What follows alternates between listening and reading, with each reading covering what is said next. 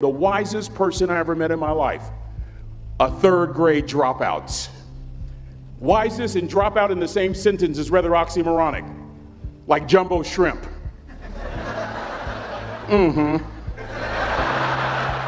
Like fun run, ain't nothing fun about it. Like Microsoft Works, y'all don't hear me. I used to say like country music, but I've lived in Texas so long, I love country music now. I hunt, I fish, I have cowboy boots and cowboy, y'all, I'm a black neck redneck. Do you hear what I'm saying to you? No longer oxymoronic for me to say country music. And it's not oxymoronic for me to say third grade and dropout. That third grade dropout, the wisest person I ever met in my life, who taught me to combine knowledge and wisdom to make an impact, was my father. A simple cook. Wisest man I ever met in my life. Just a simple cook. Left school in the third grade to help out on the family farm, but just because he left school doesn't mean his education stopped. Mark Twain once said, "I've never allowed my schooling to get in the way of my education."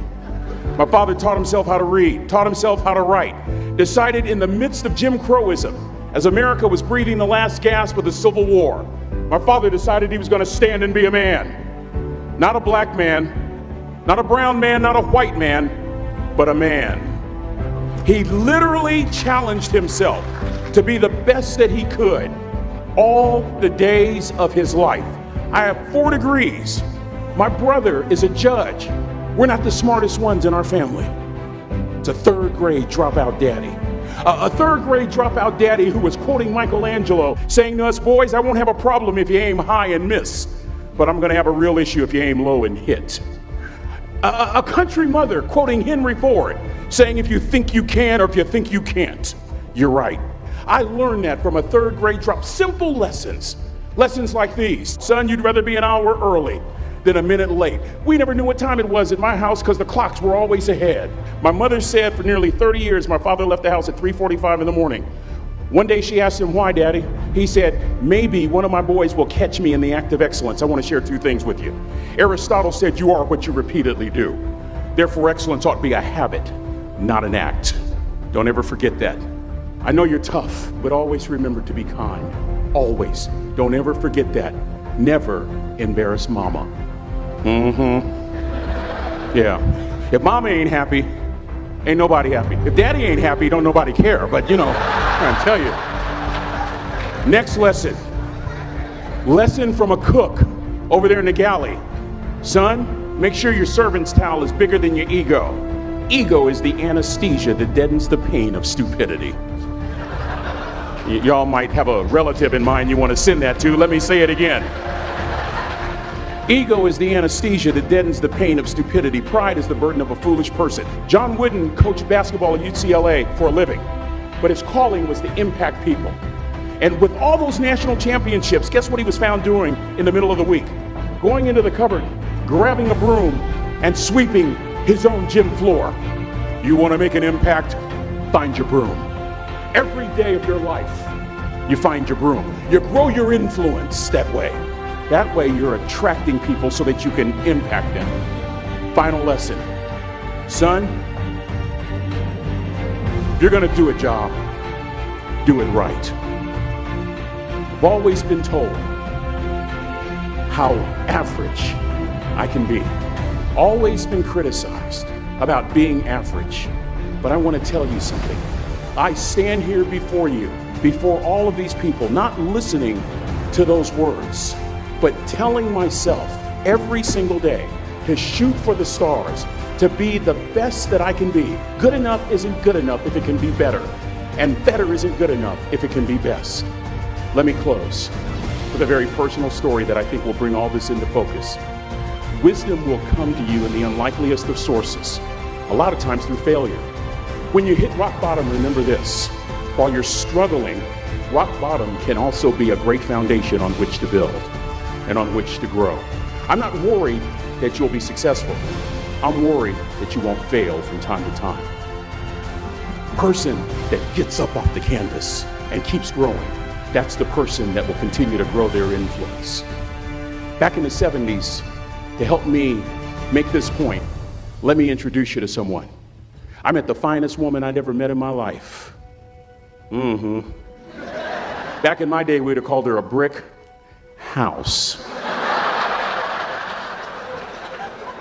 This woman was the finest woman I'd ever seen in my life. There's just one little problem. Back then, ladies didn't like big old linemen.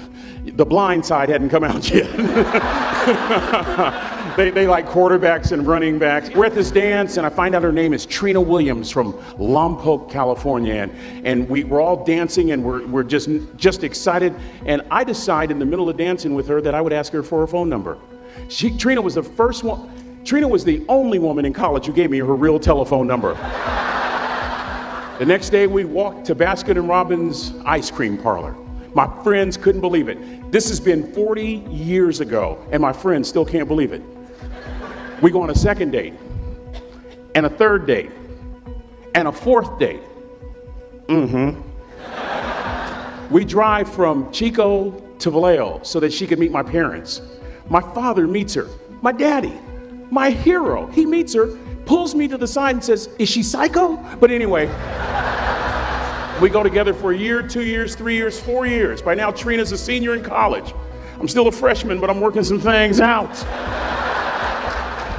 I'm so glad I graduated in 4 terms.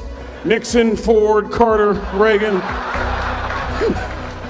So now it's time to propose. So I talk to her girlfriends, and it's California, it's in the 70s, so it has to be outside. Have to have a candle, and you have to have, some chocolate. Listen, I'm from the hood. I had a bottle of Boone's Farm wine. That's what I had. She said yes. That was the key. I married the most beautiful woman I'd ever seen in my life. Y'all ever been to a wedding, and even before the wedding starts, you hear this? How in the world? And it was coming from my side of the family.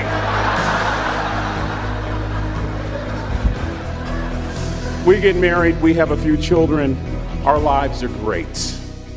One day, Trina finds a lump in her left breast. Breast cancer. 6 years after that diagnosis, me and my 2 little boys walked up to Mommy's casket. And for 2 years, my heart didn't beat. If it wasn't for my faith in God, I wouldn't be standing here today.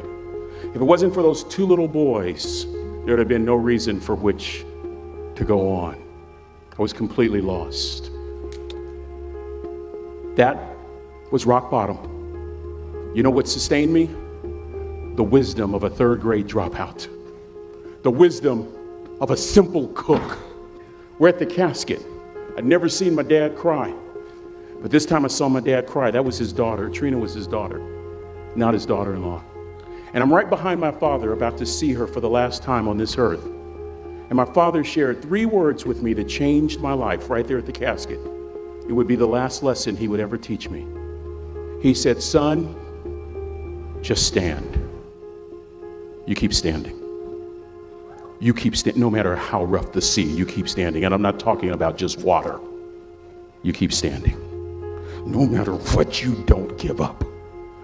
And as clearly as I'm talking to you today, these were some of her last words to me. She looked me in the eye and she said, "It doesn't matter to me any longer how long I live.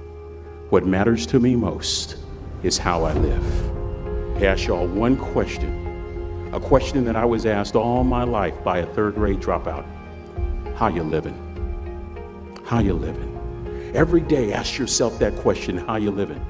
Here's what a cook would suggest you to live this way.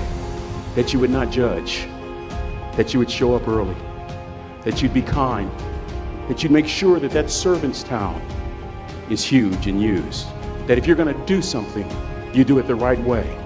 That cook would tell you this, that it's never wrong to do the right thing, that how you do anything is how you do everything.